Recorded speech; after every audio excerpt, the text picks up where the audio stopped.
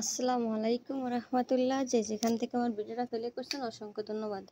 আপনাদের আজকে একটা জিনিস দেখাই। মুহররম মাস শুরুর থেকে আজ পর্যন্ত দেখেন তালিম হচ্ছে। আর এই তালিম হলে আমি এই চেয়ারগুলো দেখেন কত দূরত্বে সাজায় গাজায় রাখছি। শুধু এইখানে না, এই রুমই আছে, এই রুম হচ্ছে ইবাদতখানা। তো যাই হোক, আমি অনেক প্রচুর কাজ করতেছি, এত কাজ, মানে সেই কাজের কথা বলে শেষ করা যাবে না। তারপরও আপনাদের মাঝে একটু সময় দেওয়ার চেষ্টা করি, আলহামদুলিল্লাহ।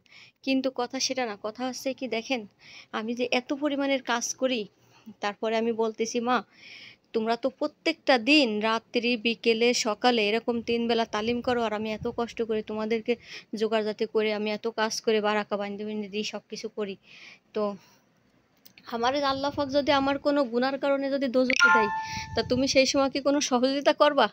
তারপরে ওই মা বলতেছে কি, আমার এইখানে আরেকটা মা আছে ফাহিমি, উনি আছে প্রধান বক্তা, আর আমার এই বাড়ির এই মা, ইনি দ্বিতীয় বক্তা। ইনরা হচ্ছে কি তালিম করে, ইনরা হাদিস কিতাব থেকে সব কিছু পড়ে, আর সবাই শোনে বসে বসে। তো শুধু শোনে না, অনেক কিছু খাতিও দেওয়া লাগে, চাওয়া গাওয়া তো আছে অনেকগুলো, সে কথা বলে লাভ নাই, বারাকা বান্দা লাগে। তো আমি যে কথাটা বলতেছি, যে আমি যদি জাহান্নামী কোনো রকম আল্লাহ পাক যদি আমার গুনার কারণে যদি জাহান্নামী হয়েই যায়, তা সেই সময় তুমি আমারে খুঁজবা, খুঁজে আমারে তোমার তুমি আমারে নিবা, যে ও আমাদের দলের ভিতর ছিল একজন। তারপরে বলতেছে কি, আমার ওই মা বলতেছে, শোন, তোর এতে শুধু আমরা কাজই করাই না, হ্যাঁ, দোয়া করার সময় তোর নাম দিয়ে, নাম বলে দোয়া করি। আর এইখানে ইনরা কি বইলে বইলে গিট্টু মারে, হ্যাঁ, সেইগুলো তো আর আমরা বুঝি না ইনাদের মতো।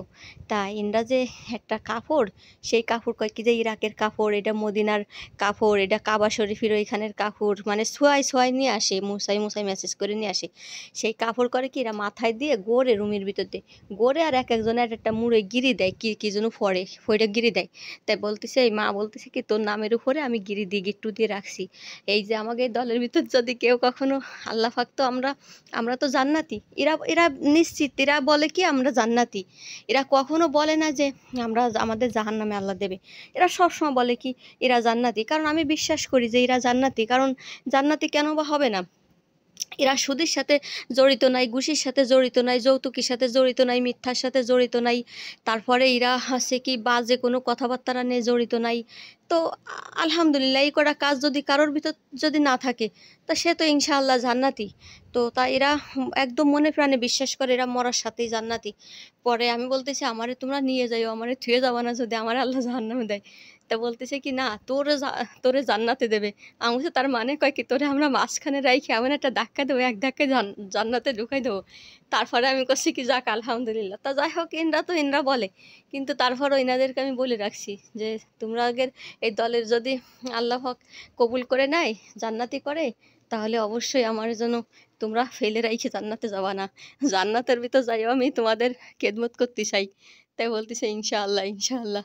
আমার ভিডিওর কথাগুলো কেমন লাগলো আপনারা সবাই কমেন্ট বক্সে জানাবেন। সবাই চায় যে আমি দুনিয়ার পরেও ভালো থাকি, মরার পরেও জান্নাতে থাকি। কেউ কখনো মানুষ হিসেবে কেউ কখনো চায় না যে আমি কষ্টে থাকি। সবাই ভালো থাকবেন। আল্লাহ হাফেজ।